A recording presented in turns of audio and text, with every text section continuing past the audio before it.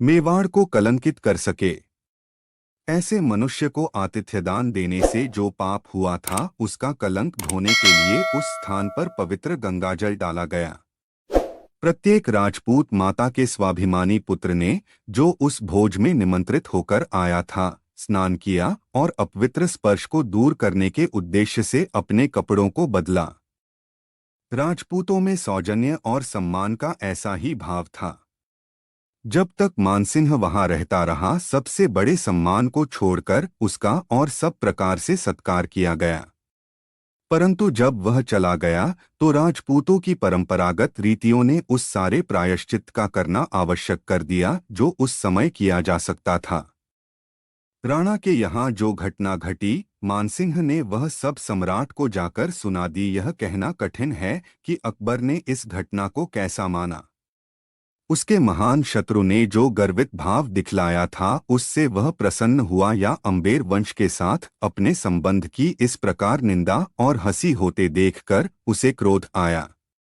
कुछ भी हो, जिस झगड़े में मानसिंह ने अपने आप को इतनी शीघ्रता से उलझा लिया था, उसको सुलझाने में अकबर ने उतावली प्रकट नहीं की। वह अब भी प्रताप को प्रलोभन देकर अपने वश में करना चाहता था। इस उद्देश्य को लक्ष्य में रखकर उसने राजा भगवान दास को फिर जाने को कहा। सम्राट की साहसिक यात्रा के बाद अहमदाबाद से राजा भगवान दास राजधानी को वापस आ रहा था। अहमदाबाद अब अंत में सर हो गया था। प्रताप के श्वसुर ईदर के राजा नारायण दास ने इस बार सम्राट की अधीनता स्वीकार कर ली थी। इस समाचार से प्रसन्न होकर राजा अक्टूबर 1573 में गोगुंदा में प्रताप से भी मिला। मानसिंह की पहले की मुलाकात ने अपना काम किया था, इसलिए इस बार राणा ने अधिक संकोच और अधिक स्वाभिमान दिखलाया। अबुल फजल हमको फिर विश्वास दिलाना चाहता है कि राजा भगवान दास को मानसिंह से भी अधिक सफलता प्राप्त हुई और युवराज कुंवर अमर सिंह राजा भगवान दास के साथ दिल्ली आया। परंतु राणा ने फिर मौके को टाल दिया। लेकिन जहांगीर अपनी आत्मकथा में बड़े जोर से कहता है कि अमर सिंह कभी भी मुगल दरबार में नहीं आया था। जहांगीर की इस बात पर विश्वास न करने के लिए इस बादशाही इतिहास लेखक का कथन पर्याप्त नहीं। जिसके वचन हम पहले भी उद्धृत कर चुके हैं, जोरदार शब्दों में कहता है कि अभिमानी सिसोदियों ने मुगल सिंहासन के सामने कभी सिर नहीं झुकाया। फिर इस बात का भी उल्लेख कहीं नहीं मिलता कि अमर सिंह या प्रताप को पराधीनता स्वीकार करने के बाद कोई मनसब ही मिला है। यदि प्रताप ने इस बार अधीनता स्वीकार कर ली थी तो हमें पता नहीं लगता कि वे कौन से कारण थे जिनसे सम्राट ने जल्दी ही मेवाड़ पर आक्रमण किया। हमको एक बार फिर ऐसा जान पड़ता है कि यह वास्तविक ऐतिहासिक सत्य न होकर केवल एक ऐसा मीठा स्वप्न था जिसकी अबुल अफजल बड़ी भक्ति से स्वाभिमानी राणा ने भगवान दास को कामना करता था भी पहले की भांति यूं ही टाल दिया।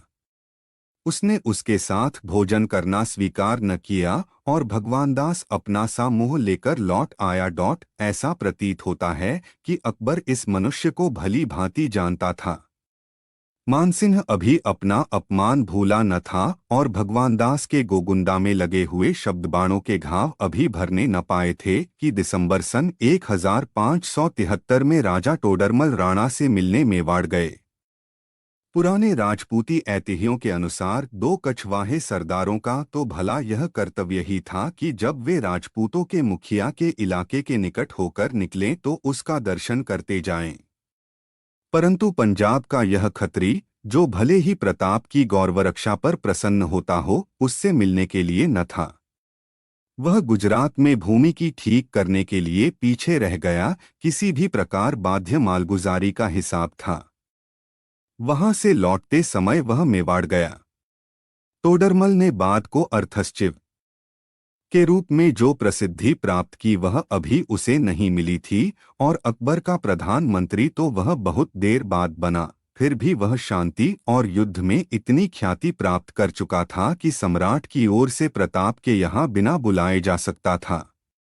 उसको एक फायदा भी था। सम्राट के साथ उसका कोई व्यक्तिगत संबंध न था। वह केवल राज्य का एक उच्च कर्मचारी था। हमें निश्चय है कि इन सब बातों ने राणा को, जो स्वभाव से ही सज्जन था, उसका पहले से अच्छा स्वागत करने की प्रेरणा की होगी। परंतु जब बादशाह के मतलब की बात आई तो टोडरमल की कुशाग्र बुद्धि और नीति के शब्द प्रताप को अपने निश्चय से जरा भी न हिला सके। संभवतः टोडरमल अपने हृदय में राणा के प्रति एक गहरा आदर भाव लेकर लौटा। इन राजकर्मचारियों का बार बार प्रताप से मिलने जाना और विफलनोरथ लौटना इस बात का प्रथम चिन्ह है कि अकबर राणा को शाही दरबार में लाने के लिए कितना बेचैन था। प्रताप के स्वतंत्र होते हुए भारतवर्ष का सारा साम्राज्य उसकी नजरों में तुच्छ था। एक तो भूमिपति अकबर, दूसरा हिंदूपति प्रताप। सम्राट को चित्तौड़ की पिछली लूट से जो अनुभव हुआ था, उसके पश्चात वह मेवाड़ को मुहिम भेजना बहुत पसंद नहीं करता था। राजपूतों के पवित्र प्रदेश मेवाड़ पर चढ़ाई करना कोई हंसी खेल न था। और फिर मानसिंह और भगवान दास के विषय में वह क्या कहे। जैसा कि हम आगे की हल्दी घाटी के युद्ध के पीछे भी प्रताप के चलकर देखेंगे, विरुद्ध उनका कभी विश्वास न किया जाता था। इससे यह बात स्पष्ट थी कि जब तक प्रताप के दरबार में उनका स्पष्ट अपमान न हो तब तक मेवाड़ पर चढ़ाई करने की संभावना और भी कम थी। अकबर जानता था कि संभवतः प्रत्येक राजपूत के हृदय में मेवाड़ के प्रति प्रेम है। इसका अर्थ यह था कि राजपूतों में से अनेक उस मर्यादा के साथ सहानुभूति रखते थे जिसकी रक्षा के लिए राणा तुला हुआ था। यह भी हो सकता है कि अकबर ने दोनों पक्षों के चरित्र को भली भांति जानते हुए मानसिंह और भगवानदास को जानबूझकर मेवाड़ भेजा हो। कछवाहे और सिसोदिया के बीच झगड़ा हो जाने का उसे विश्वास था और भगवानदास और मान सिंह के हृदय में मेवाड़ पर चढ़ाई करने की जो कुछ अनिच्छा रही हो, इससे उसके इट जाने का भी अकबर को विश्वास था। उसका अनुमान बहुत अधिक ठीक निकला। ये दोनों सरदार उनके प्रति मेवाड़ में कहे गए तीक्ष्ण शब्दों के घाव से चिल्लाते हुए दरबार को लौटे। ये शब्द इसलिए भी अधिक दुखदायी जान पड़े क्योंकि वे सत्य थे। उसको उन दोनों के हृदय में इस बात का विश्वास दिलाने में भी सफलता हुई कि प्रताप दरबार में कभी नहीं आएगा।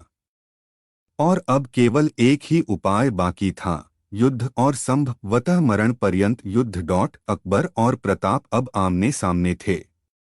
समझौते का पर्दा हट चुका था और अकबर मेवाड़ को अपने राज्य में मिलाने का दृढ़ निश्चय कर चुका था। अकबर एक मुस्लिम सम्राट के रूप में जो एक संयुक्त साम्राज्य बनाने का जो स्वप्न देख रहा था, क्या उसमें एक भी स्वतंत्र हिंदू राजा के लिए स्थान न था? क्या वस्तुतः भारत की विजय इस छोटे से रेतीले और पथरीले टुकड़े को पांव के नीचे रौंदे बिना अपूर्ण थी? क्या प्रताप एक स्वत्वाभिमानी विद्रोही ही था जो अकबर के विशाल साम्राज्य के स्वप्न को भंग करने पर तुला हुआ था? इन प्रश्नों के उठते ही इनका उत्तर भी हमें मिल जाता है। अकबर के विचारानुकूल शासन रीति उसकी मृत्यु के बाद के अर्धशताब्दी तक भी न रह सकी। इसका कारण यह था, जैसा कि हम पहले कह चुके हैं, कि इसका आधार किसी मानी हुई प्रणाली पर न था।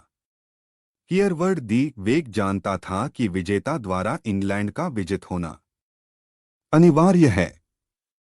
इस पर भी उसने उसके विरुद्ध युद्ध किया। क्या इसके लिए उसे क्षमा प्रार्थी होने की, क्या हमें कभी इस बात पर शोक होता है? ब्रूस ने इंग्लिशिस्तान के बादशाह एडवर्ड को आवश्यकता है कि वेलिस और स्कॉटलैंड को अंग्रेजी राज्य का एक पुंछल्ला समझने न दिया। प्रताप विद्रोही